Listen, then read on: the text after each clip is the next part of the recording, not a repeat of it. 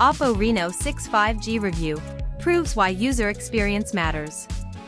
OPPO announced the OPPO Reno 6 5G alongside the OPPO Reno 6 Pro 5G in India in mid-July. The device is on sale in the country since the end of July. It is 10,000 Indian rupees cheaper than the Pro model and offers almost all the features of its bigger sibling with some exceptions. So is it really a better option of the two? Let's find out the answer in my review. This review of OPPO Reno 6 5G is based on the author's first-hand experience with a review unit loaned by OPPO India. The opinions stated here are the author's alone. The smartphone was running ColorOS 11.3 based on Android 11 with firmware version CPH2251-11-A.14 throughout the review period.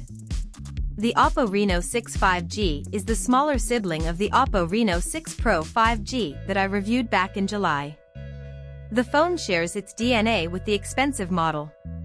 However, to keep the price down, it arrives with an inferior set of specs. Hence, there's a dilemma whether you should save some bucks by opting for the vanilla model or go all in for the Pro variant.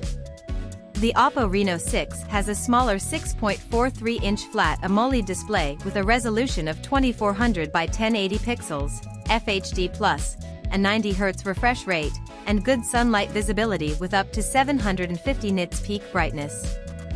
The panel resolution is fine for the asking price, but the refresh rate isn't, given the competitors offer a 120 Hz refresh rate. Since the Pro model itself comes with the same refresh rate, I don't find this as a con. Above all, 90 Hz is enough to experience smoothness throughout the UI.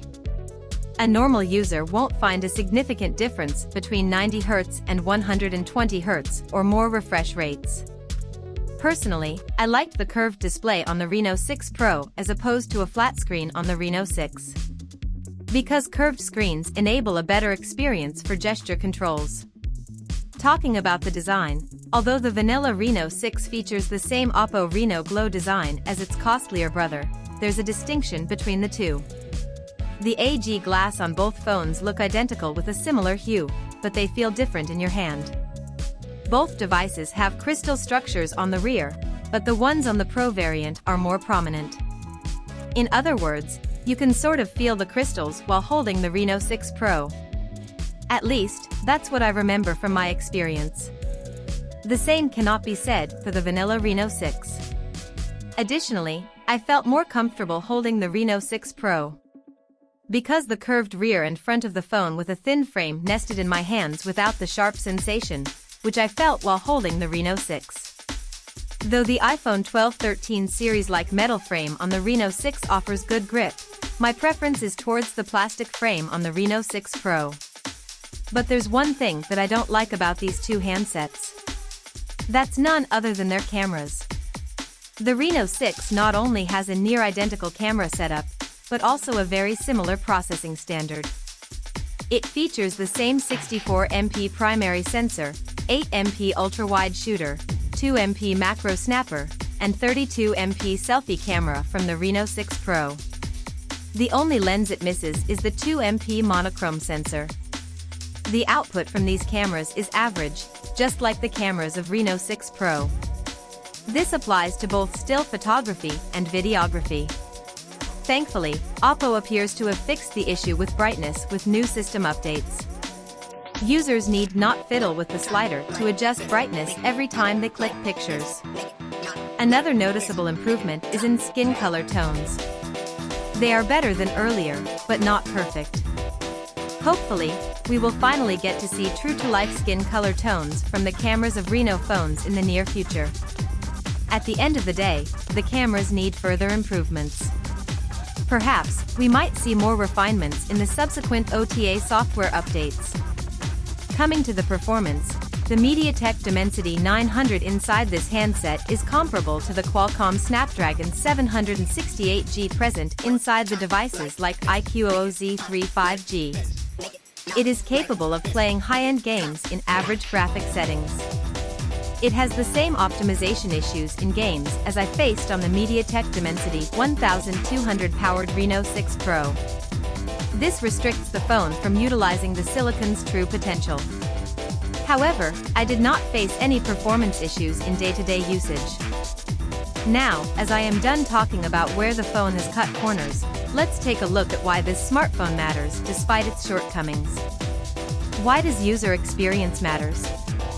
A few years back, smartphones were all about specifications. When I was a high schooler and in my early days of college, even I was obsessed with specs. But I eventually realized that the decision of buying any device should not be solely dependent on specifications and features. Rather, it should be based on day-to-day user experience. Let me explain this using the OPPO Reno 6 5G. The Reno 6 has its shortcomings, as discussed above, but that doesn't make it a bad purchase. Because it offers certain things that can be experienced only by using the handset yourself. The hardware powering the device is nothing without the software that users interact with. The Reno 6 nails this with ColorOS 11.3 based on Android 11. I never felt that I was using a mid-range smartphone. The phone felt as smooth as its more expensive OPPO Reno 6 Pro 5G sibling. The only noticeable difference for me at least was the app opening times. A random user wouldn't know this unless they have used smartphones with more powerful processors. That said, the software is not perfect because of a few reasons. The browser and the theme store throw push notifications every day, though I have never opened these applications even once. Then, there's the Hot Apps recommendation folder that neither can be uninstalled nor disabled.